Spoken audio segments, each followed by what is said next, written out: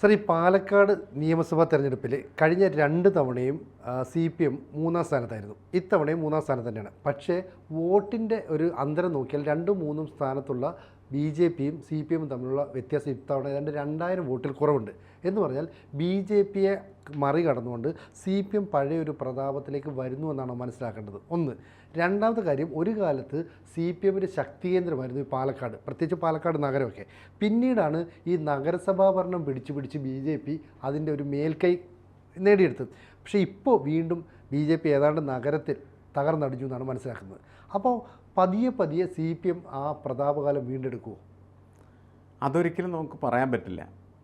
കാരണം എന്താണെന്ന് വെച്ചാൽ CPMനെ സംബന്ധിച്ചിടത്തോളം അതിൻ്റെ 2 ഭരണകാലം, 2 പിണറായി വർഷം, അത് അത്ര നല്ല അഭിപ്രായം സൃഷ്ടിക്കപ്പെട്ടിട്ടുള്ള കാലമല്ല പാർട്ടിക്കകത്തും പാർട്ടിക്ക് പുറത്തും എന്നാണ് ഞാൻ വിലയിരുത്തുന്നത്. കാരണം പാർട്ടി എപ്പോഴും ജനങ്ങളുടെ പ്രശ്നങ്ങൾ ഏറ്റെടുത്ത് ജനങ്ങൾക്കൊപ്പം നിൽക്കുകയാണെങ്കിൽ മാത്രമാണ് ആ പാർട്ടിക്ക് ജനങ്ങളുടെ പാർട്ടിയായിട്ട് നിൽക്കാനായിട്ട് കഴിയും. ഇപ്പോൾ കഴിഞ്ഞ ലോക്സഭാ തെരഞ്ഞെടുപ്പിൽ ഏറ്റവും രൂക്ഷമായിട്ട് ആ പാർട്ടിയെ തുറിച്ചു നോക്കിയിരുന്നത് ക്ഷേമ പെൻഷൻ വിതരണം ചെയ്യുന്നതിൽ വന്ന വൻ പരാജയമായിരുന്നു എന്നുള്ളതാണ്. അത് തെരഞ്ഞെടുപ്പ് കഴിഞ്ഞതിന് ശേഷം ഞങ്ങളൊക്കെ വളരെ ശക്തമായിട്ട് ടെലിവിഷനിലെ ഡിസ്കഷൻസൊക്കെ നടത്തിയാണ്. നമ്മളങ്ങനെ നടത്തിയ ആ ഡിസ്കഷന് തന്നെ നല്ല വ്യൂവേഴ്സ് ഉണ്ടായിരുന്നതാണ്. ലക്ഷക്കണക്കിന് പേര് അത് കണ്ടു. പാർട്ടിക്കാർക്ക് തന്നെ തോന്നി അത് ശരിയാണോ. പാർട്ടി അതിനകത്തൊരു തിരുത്തൽ പ്രക്രിയ നടത്തി. പെട്ടെന്ന് തന്നെ ക്ഷേമ പെൻഷൻ അതിൻ്റെ കുടിശ്ശികയൊക്കെ തീർത്തു കൊടുക്കുന്ന ഒരു സാഹചര്യത്തിലേക്ക് പാർട്ടി എത്തി. അപ്പോൾ ജനങ്ങളെ സംബന്ധിച്ചിടത്തോളം ജനങ്ങളുടെ പ്രശ്നങ്ങൾ രൂക്ഷമായ രീതിയിൽ ഇങ്ങനെ അവതരിപ്പിക്കപ്പെട്ടാൽ പരിഹരിക്കപ്പെടും എന്നുള്ള ഒരു പ്രതീക്ഷ എനിക്ക് തോന്നുന്നു CPMൻ്റെ സർക്കാരിൽ ഉണ്ടാക്കാനായിട്ട് കഴിഞ്ഞിട്ടുണ്ട് എന്നാണ് തോന്നുന്നത്. അതുകൊണ്ടാണ് ഈ തെരഞ്ഞെടുപ്പിൽ അതൊരു ചർച്ച പോലും ആയിരുന്നില്ല.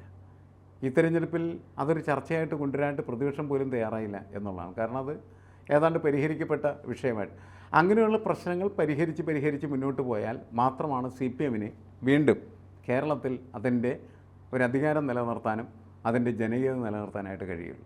പക്ഷെ പലപ്പോഴും പിണറായി വിജയൻ്റെ ഒരു ഏകാധിപത്യ സ്വഭാവത്തിലുള്ള പ്രവർത്തനം, അദ്ദേഹത്തിൻ്റെ ഒപ്പം നിൽക്കുന്നതായിട്ട് ഉപജാപ സംഘങ്ങളുടെ ഇടപെടൽ, അതുപോലെ തന്നെ മുഹമ്മദ് റിയാസ് എന്ന് പറയുന്ന അദ്ദേഹത്തിൻ്റെ മരുമകൻ്റെ ഇടപെടൽ, ഇതൊക്കെ സ്വാഭാവികമായിട്ടും ഈ CPM എന്ന് പറയുന്ന പാർട്ടിയുടെ ഇമേജിന് തകർച്ച ഉണ്ടാക്കിയ കാരണങ്ങൾ തന്നെയാണ്. അതുപോലെ തന്നെയാണ് ഇപ്പോൾ കോൺഗ്രസിൽ നിന്ന് രാജിവെച്ച് വന്ന സരിൻ CPMൻ്റെ സ്ഥാനാർത്ഥിയായി മത്സരിച്ചു എന്ന് പറയുന്നത് ഇടതുപക്ഷ രാഷ്ട്രീയത്തെ സംബന്ധിച്ചിടത്തോളം അത്ര നല്ലൊരു കാര്യമായിരുന്നു. പക്ഷേ എപ്പോഴും രാഷ്ട്രീയത്തിൻ്റെ തീരുമാനം എന്ന് പറയുന്നത് അതിൻ്റെ ഫലങ്ങൾ നോക്കിയിട്ടാണ്. നല്ല ഫലം ഉണ്ടായാൽ നല്ല തീരുമാനമാണെന്ന് പറയും. ഇപ്പോൾ CPM അങ്ങനെയാണ് പറയുന്നത്. അത് നമുക്കാർക്കും അതിന് തെറ്റു പറയാൻ പറ്റില്ല. കാരണം 25,000 വോട്ട് കിട്ടിയിരുന്ന സ്ഥലത്ത് 37,000 വർദ്ധിപ്പിക്കാനായിട്ട് കഴിയും. അങ്ങനെ കഴിഞ്ഞിട്ടുണ്ടെങ്കിൽ അത് നേട്ടം തന്നെയാണ്. അത് സരിൻ എന്ന് പറയുന്ന പരീക്ഷണത്തിലൂടെ നേടിയതാണ് എന്ന അവരുടെ അവകാശവാദത്തെ നമുക്ക് തള്ളിക്കളയാൻ പറ്റില്ല. പക്ഷേ ഒരു ഇടതുപക്ഷ രാഷ്ട്രീയത്തിൻ്റെ ക്യാരക്ടർ എന്ന് പറയുന്നത് അവിടെ എവിടെയാണ് എന്ന് ചോദിച്ചാൽ അവിടെ ഇല്ല എന്നുള്ള കാര്യത്തിൽ തർക്കമില്ല. പക്ഷേ പരീക്ഷണമാണ്. ഒരിക്കലും ജയിക്കാത്തൊരു സ്ഥലത്ത് പല പരീക്ഷണം നടത്താം. ഇടതുപക്ഷ രാഷ്ട്രീയം അങ്ങനെ സമ്പൂർണ്ണമായിട്ട് ഉപയോഗിച്ചിട്ട് എന്താ അവിടെ കാര്യം എന്ന് വേണമെങ്കിൽ ചോദിക്കാം. ശരിയാണ്. ആ ചോദ്യങ്ങളുടെ ഒരു ഉത്തരമാണ് ഗുണകരമായിട്ടുള്ളൊരവസ്ഥയിൽ. കാരണം കഴിഞ്ഞ 2-3 തെരഞ്ഞെടുപ്പുകൾ നോക്കിക്കഴിഞ്ഞാൽ BJPയും അതേപോലെ 2ാം സ്ഥാനത്ത് തന്നെ BJPയും 3ാം സ്ഥാനത്ത് തന്നെ CPM തമ്മിൽ ഒരു തെരഞ്ഞെടുപ്പിൽ എനിക്ക് തോന്നുന്നു 15,000 വോട്ടിന് വ്യത്യാസം ഉണ്ടായിരുന്നു. ഒരു തെരഞ്ഞെടുപ്പിൽ 9,000 വോട്ടിൻ്റെ വ്യത്യാസം ഉണ്ടായിരുന്നു. ഈ തെരഞ്ഞെടുപ്പിൽ ഏതാണ്ട് 1800 ചില്ലാനം വോട്ടുകളുടെ വ്യത്യാസമേ ഉള്ളൂ. അതൊരു വിജയമാണ് അവരെ സംബന്ധിച്ചിടത്തോളം. അതെ. അപ്പോൾ BJP പൊളിഞ്ഞ് പാളീസാകുന്നു എന്നുള്ളത് കൊണ്ട് അവിടെ നേട്ടമുണ്ടാക്കാൻ കഴിയുന്നത് ആർക്കാണ്?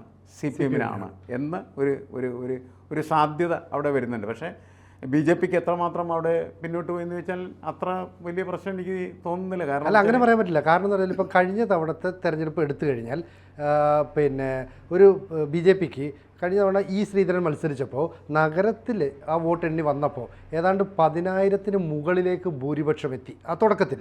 അതേ സ്ഥാനത്ത് ഇത്തവണ വോട്ട് എണ്ണിയപ്പോൾ രാഹുൽ മാങ്കൂട്ടത്തിൽ നടന്ന UDF സ്ഥാനാർത്ഥിക്ക് 1000-ന് മേളിൽ വോട്ട് എന്ന് പറഞ്ഞാൽ ആ 10,000 എവിടെ പോയി?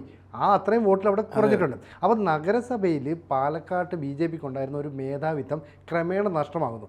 അതിനവർ പറയപ്പെടുന്ന കാരണം നിലവിലെ സ്ഥാനാർത്ഥിയെ കൃഷ്ണകുമാറിൻ്റെ ഭാര്യയുമാണ് BJPയുടെ ജില്ലാ കാര്യങ്ങളിലെല്ലാം നിയന്ത്രിക്കുന്നത്.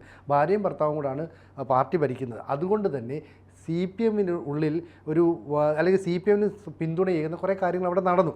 അതായത് ബി ജെ പിയുടെ കൗൺസിലർമാർ പോലും പരസ്യമായിട്ട് ഈ കൃഷ്ണകുമാറിന് വേണ്ടി വോട്ട് പിടിക്കാൻ വന്നില്ലെന്നാണ് പറയുന്നത്. നമുക്കറിയില്ല, അവിടുത്തെ പ്രാദേശിക വികാരമാണ് പറയുന്നത്.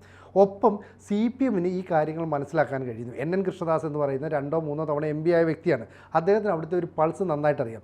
ഇപ്പോൾ എം പി രാജേഷാണ് സി പി എമ്മിൻ്റെ കാര്യങ്ങളൊക്കെ അവിടെ നിയന്ത്രിക്കുന്നതെങ്കിലും ഈ എൻ കൃഷ്ണദാസ് കൃത്യമായ സ്ഥലങ്ങളിലേക്ക് നുഴഞ്ഞു കയറി ആ വോട്ട് വിഹിതമൊക്കെ വർദ്ധിപ്പിക്കാനുള്ള ശ്രമങ്ങൾ നടത്തിയെന്നാണ് പറയുന്നത്. അപ്പോൾ ഇവിടെ ബി ജെ പിക്ക് വോട്ട് കുറഞ്ഞിട്ടുണ്ടെങ്കിൽ ആ വോട്ട് സി പി എമ്മിനാണ് കിട്ടിയതെങ്കിൽ അതൊരു വലിയ നേട്ടം തന്നെയാണ്. ഇനി അതല്ല, ഈ ഇരുകൂട്ടരുടെ ശത്രുവായ ബി ജെ പിയെ തോൽപ്പിക്കാൻ ഈ സി പി എം കോൺഗ്രസിലേക്ക് വോട്ട് മറിച്ചതാണോ എന്ന് അറിയില്ല. അങ്ങനെ വോട്ട് മറിച്ചു എന്ന് കരുതപ്പെടുന്ന ഒരു സ്ഥലം പാലക്കാടിന് സമീപമുള്ള കണ്ണാടി പഞ്ചായത്താണ്. ഈ കണ്ണാടി പഞ്ചായത്ത് സ്വാഭാവികമായിട്ട് സി പി എമ്മിൻ്റെ ഒരു ഉറച്ച കോട്ട തന്നെയാണ്. അതുകൊണ്ട് അങ്ങനെ വോട്ട് പറയാം. പക്ഷേ ഈ നഗരത്തിൽ നിന്ന് വോട്ട് കുറഞ്ഞാൽ അത് നാളെ ഈ പാലക്കാട് നഗരസഭയുടെ ഭരണം പോലും ബി ജെ പിക്ക് നഷ്ടമാകുന്ന ഒരു അവസ്ഥയിലേക്ക് കൊണ്ടുവന്ന് എത്തിക്കും. അങ്ങനെ മനസ്സിലാക്കിക്കൂടെ നമുക്ക്? അല്ല, മാങ്കൂട്ടത്തിന് അവിടെ അത്ര വോട്ട് നേടാനായിട്ട് കഴിഞ്ഞാൽ ഈ ഭൂരിപക്ഷത്തിലേക്ക് വരാനായിട്ട് കഴിഞ്ഞത് സ്വാഭാവികമായിട്ടും ഈ ബി ജെ പിയുടെ തകർച്ചയാണ് കാണിക്കുന്നത്. കാരണം ബി ജെ പി ഇങ്ങനെ വളർന്ന് ആണ് വരുന്നത്. ഇപ്പോൾ ചേലക്കരയിലാണെങ്കിൽ അവർക്ക് കഴിഞ്ഞ തവണത്തേക്കാൾ കൂടുതൽ വോട്ട് നേടാൻ 10,000-ഓളം വോട്ട് എന്തോ കൂടിയിട്ടുണ്ട്, വർദ്ധിപ്പിക്കാനായിട്ട് കഴിയും. ഇവിടെ കഴിഞ്ഞില്ല. ശോഭാ സുരേന്ദ്രൻ നേടിയ വോട്ടിനേക്കാൾ നേരിയ കുറവ് മാത്രമാണ് ഈ കൃഷ്ണകുമാറിന് നേടാനായിട്ട് കഴിഞ്ഞു. അതേതാണ്ട് എനിക്ക് തോന്നുന്നു ബി ജെ പിയുടെ പാർട്ടി വോട്ടുകൾ തന്നെയാണ്. പാർട്ടി പ്രവർത്തകർ തന്നെ വോട്ട് തന്നെയാകണം. ബാക്കി പുറത്തുനിന്ന് വരുന്ന വോട്ടാണ് ഈ ശ്രീധരൻ മത്സരിച്ച സമയത്ത് നേടാനായിട്ട് കഴിഞ്ഞ ആ വോട്ടുകളൊക്കെ തിരിച്ചു പോയിരിക്കുന്നു, അത്രേ ഉള്ളൂ. അപ്പോൾ ബി ജെ പിക്കാണ് യഥാർത്ഥത്തിൽ ഈ പാലക്കാട് തിരഞ്ഞെടുപ്പിൽ കൂടുതൽ ക്ഷീണം സംഭവിച്ചിരിക്കുന്നത്. ആ ക്ഷീണം ആര് നേടി, അതായത് സി പി എം നേടിയോ കോൺഗ്രസ് നേടിയോ എന്നുള്ളത് നമുക്ക് ഉറപ്പിച്ച് പറയാനായിട്ട് കഴിയില്ല. എന്തായാലും രണ്ടു കൂട്ടർക്കും നേട്ടം ഉണ്ടാക്കാനായിട്ട് കഴിഞ്ഞിട്ടുണ്ട്. കോൺഗ്രസ്സിന് ഒരു ഗുണം കിട്ടി. കോൺഗ്രസ്സിന് കിട്ടിയ ഗുണമെന്ന് പറഞ്ഞിട്ടുണ്ടെങ്കിൽ നേരിട്ട് ബി ജെ പി ഉയർത്തുന്ന ഹിന്ദുത്വ രാഷ്ട്രീയത്തിനെതിരെ നിൽക്കുന്ന ഒരു സംവിധാനമാണ് കോൺഗ്രസ് എന്ന് സ്ഥാപിച്ചെടുക്കാനും ഏതാണ്ട് ആ നിയമമണ്ഡലത്തിലെ മുഴുവൻ മുസ്ലിം വോട്ടുകളും അവർക്ക് ബാഗ് ചെയ്യാനും കഴിഞ്ഞു എന്നാണ് എനിക്ക് തോന്നുന്നത്. ഇപ്പം മുനമ്പം പ്രശ്നമൊക്കെ കൃഷ്ണകുമാറിനെ സഹായിക്കും എന്ന് പറഞ്ഞിരുന്നു. കൃഷ്ണകുമാർ മുനമ്പത്ത് വന്ന് സമരപ്പന്തലിൽ പ്രസംഗിക്കുകയൊക്കെ ചെയ്തു. അപ്പോൾ ഏതാണ്ട് 6000-ലേതും ക്രിസ്ത്യൻ വോട്ടുകൾ അവിടെയുണ്ട്. ആ വോട്ടൊക്കെ ബി ജെ പി കിട്ടുമെന്ന് പറഞ്ഞു. അതൊക്കെ വെറുതെ എന്താണ്, സ്വപ്നം മാത്രമായി തകർന്നു പിടിഞ്ഞ മലപ്പൊടിക്കാരൻ്റെ സ്വപ്നം പോലെ തകർന്നു എന്ന് മാത്രമേ നമുക്ക് പറയാൻ പറ്റുള്ളൂ. കാരണം അവരൊന്നും അതിനകത്ത് വോട്ടൊന്നും ചെയ്തിട്ടില്ല. അവരും എന്താണ് കോൺഗ്രസിന് തന്നെ വോട്ട് ചെയ്തിരിക്കുന്നു എന്നാണ് നമ്മൾ മനസ്സിലാക്കുന്നത്. പക്ഷേ ഇതിനിടയിൽ സി പി എം ഒന്ന് മുന്നോട്ട് വരാനായിട്ട് കഴിഞ്ഞിരിക്കുന്ന അവസ്ഥയുണ്ടാവുന്നുണ്ട്. അപ്പോൾ ഈ ക്രൈസ്തവ വോട്ടുകളൊക്കെ ഈ സ്വാഭാവികമായിട്ട് ബി ജെ പിയിൽ എത്തുമെന്ന് വലിയ പ്രചാരണം ഉണ്ടായിരുന്നു. പക്ഷെ അതൊന്നും നടന്നില്ലെന്നാണ് മനസ്സിലാകുന്നത് അല്ലേ? നടന്നിട്ടില്ല, ഒന്നും നടന്നില്ല. അവരുടെ വോട്ടുകൾ ഒരിക്കലും ഈ ഭാഗത്തേക്ക് ചലിച്ച, കാരണം ഇതൊരു ട്രെൻഡാണ്.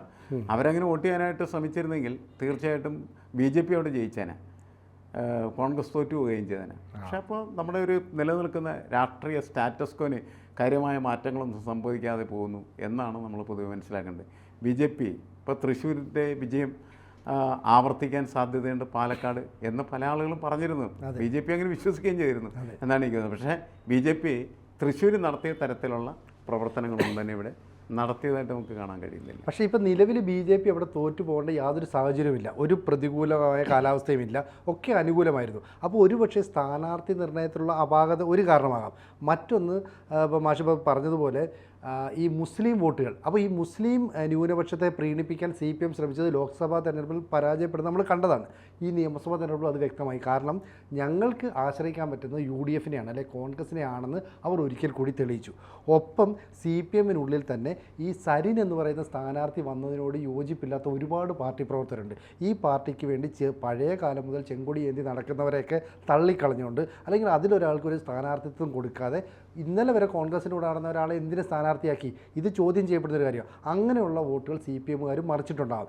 എന്തു വന്നാലും ആത്യന്തികമായിട്ട് കോൺഗ്രസിന് അത് വലിയൊരു ഗുണമുണ്ടായി. ഞങ്ങളാണ് ബി ജെ പിക്ക് യഥാർത്ഥ ബദൽ. അപ്പം മറ്റ് സംസ്ഥാനങ്ങളിലൊക്കെ എങ്ങനെയാണോ കോൺഗ്രസ് അവരുടെ നയം ഉയർത്തി കാണിക്കുന്നത്, അതിൻ്റെ ഒരു ഉദാഹരണമായിട്ട് പാലക്കാട് മാറി. ബി ജെ പിക്ക് അടിത്തറ ഇളകിയെന്ന് മാത്രമല്ല, ഈ 2 തവണയായിട്ട് നഗരസഭാ ഭരണം കിട്ടിയെങ്കിൽ വരുന്ന തദ്ദേശ ഭരണ തെരഞ്ഞെടുപ്പിൽ ഈ പറയുന്ന ഭരണം കിട്ടില്ലെന്ന് മാത്രമല്ല പല കൗൺസിലർമാർക്കും പരാജയം ഏറ്റുവാങ്ങേണ്ടി വരും. ഇനി അത് മുന്നിൽ കണ്ടുകൊണ്ട് പ്രവർത്തിക്കണമെന്നാണ് ഈ തോറ്റ സ്ഥാനാർത്ഥിയെ കൃഷ്ണകുമാർ തന്നെ വ്യക്തമാക്കുന്നത്. അപ്പം ആ ഒരു വോട്ട് പാറ്റേൺ മാറുന്നതിൽ ബി ജെ പിയുടെ ജില്ലാ നേതൃത്വത്തിന് പിഴച്ചു, അല്ലെങ്കിൽ സംസ്ഥാന നേതൃത്വത്തിന് പിഴച്ചു എന്ന് വ്യക്തമായി കഴിഞ്ഞില്ലേ ഇപ്പം? അല്ല, ഇത് ഇവരുടെ ഈ സ്ഥാനാർത്ഥി നിർണയം കൃഷ്ണകുമാറിലേക്ക് എത്തുന്നതിൽ സംസ്ഥാന നേതൃത്വത്തിൻ്റെ ജില്ലാ നേതൃത്വത്തിൻ്റെയും മാത്രം കടുംപിടുത്തമാണ് എന്ന് നമ്മൾ കണക്കുന്നതിൽ അർത്ഥമില്ല. കാരണം കൃഷ്ണകുമാറിൻ്റെ കുടുംബത്തിനും നേരിട്ട് കേന്ദ്ര BJPയുമായിട്ടും RSSുമായിട്ടും നല്ല ബന്ധമുള്ളതാണ്. ആ ബന്ധമാണ് പലപ്പോഴും അവരുടെ അധികാരത്തിനും അധികാര പ്രവർത്തനയ്ക്ക് വേണ്ടി ഉപയോഗിക്കുകയും അതാണ് ഈ കൗൺസിലർമാരെ ഒക്കെ ഇവർക്കെതിരാക്കി മാറ്റി തീർക്കുകയൊക്കെ ചെയ്തിട്ടുള്ളത്. കാരണം ഈ ജനാധിപത്യ സംവിധാനത്തിനകത്ത് പ്രവർത്തിക്കാത്ത പാർട്ടികളെ സംബന്ധിച്ചിടത്തോളം ഈ ഇത്തരം പ്രശ്നങ്ങളുണ്ടാകും. എന്നുവെച്ചാൽ നേരിട്ട് ഹോട്ട്ലൈൻ റിലേഷൻഷിപ്പ് ആരുമായിട്ടുണ്ടാകും, ഹൈക്കമാൻഡുമായിട്ടുണ്ടാകും. അത് നമ്മൾ കോൺഗ്രസ്സിലാണ് കൂടുതൽ കേൾക്കുന്നതെങ്കിലും അത് ഇതിനകത്തുണ്ട്. അപ്പോൾ അങ്ങനെ നല്ല ബന്ധം പുലർത്തുന്ന ആളുകളാണ് ഇവർ എന്നുള്ളതിൻ്റെ പേരിൽ തന്നെയാണ് അവിടെ വലിയ ബഹളങ്ങളൊന്നും ഇല്ലാതെ സ്ഥാനാർത്ഥി നിർണ്ണയമൊക്കെ നടന്നത്.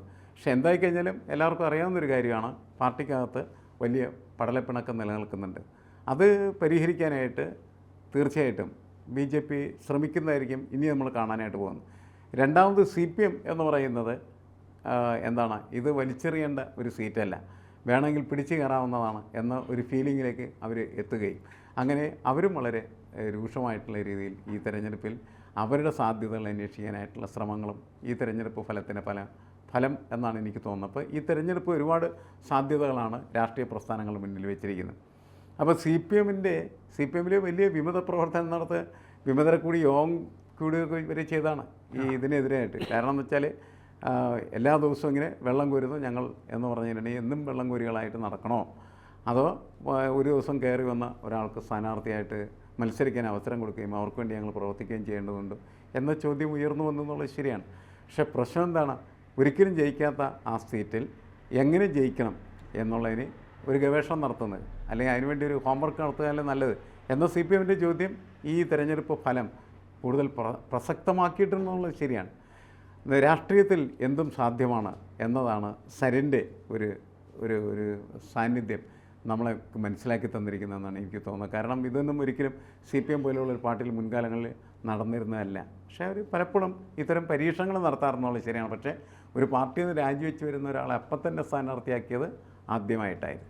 അതും ഇനി വേണമെങ്കിൽ സാധ്യമാണ് എന്ന സൂചന യഥാർത്ഥത്തിൽ ഈ പാലക്കാട് തിരഞ്ഞെടുപ്പ് നൽകുന്നുണ്ട്.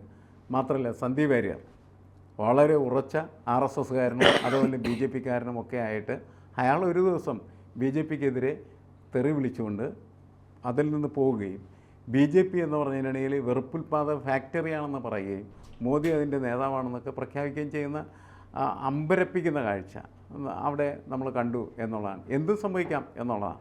അപ്പോൾ ആരും എവിടെയും ഏത് സമയത്തും ഓരോരുത്തരുടെ നേട്ടത്തിന് വേണ്ടിയിട്ട് അവർ തുടർന്നു വന്നിരുന്നതായിട്ടുള്ള പ്രവർത്തനവും പാർട്ടി ഉപേക്ഷിക്കുക, അതിൻ്റെ പാഠങ്ങളും ഉണ്ടല്ലോ. സരിനും അതേപോലെ തന്നെ സന്ദീപ് വാര്യറും അതിൻ്റെ നല്ല പാഠങ്ങളാണ്.